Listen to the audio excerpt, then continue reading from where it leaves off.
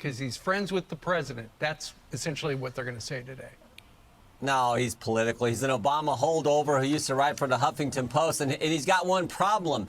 Judge Berman Jackson sided with the reduced sentence that was the second memo recommendation. So he wanted 7 to 9 years. There was another memo that said no, 3 to 4 years. And guess what? The judge agreed with the other memo. So there's no politics here. The whole premise is false, Steve.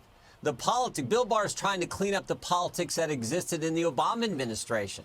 Now, never forget, Eric Holder said he was Obama's wingman. Never forget that it was the Obama Justice Department that went after investigative journalists. It was the Obama Justice Department with Fast and Furious. It was the Obama administration, in the last days of that administration, 38 people unmasked Michael Flynn's name 49 times. And now they have, right. Jerry Nadler has the gall to say the politics is in the Barr Justice Department and the Trump administration. You've got to be kidding me.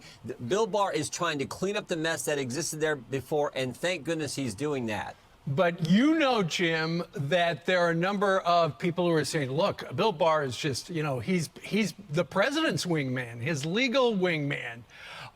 You know, he told the Department of Justice to the Judge Emmett Sullivan to drop the Flynn case.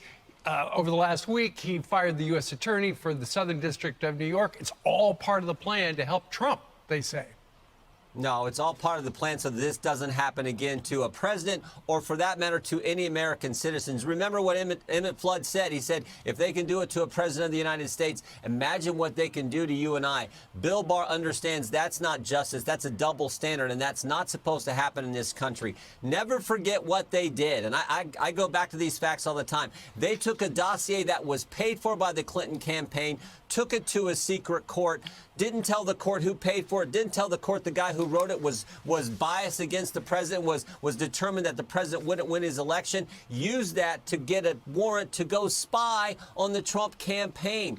And somehow, when Bill Barr tries to expose that and make sure we get to the bottom of all that, somehow he's the bad guy. I think he's doing the Lord's work, and God bless him for doing it.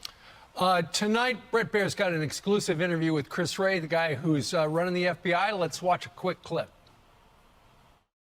I think that IG report describes conduct that I consider unacceptable and unrepresentative of who the FBI is as an institution and cannot be allowed to happen again. And I've made that very clear to our workforce. Now, I've put in place an entirely new leadership team.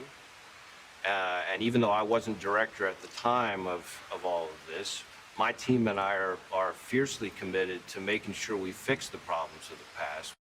Congressman, do you have faith he can fix it?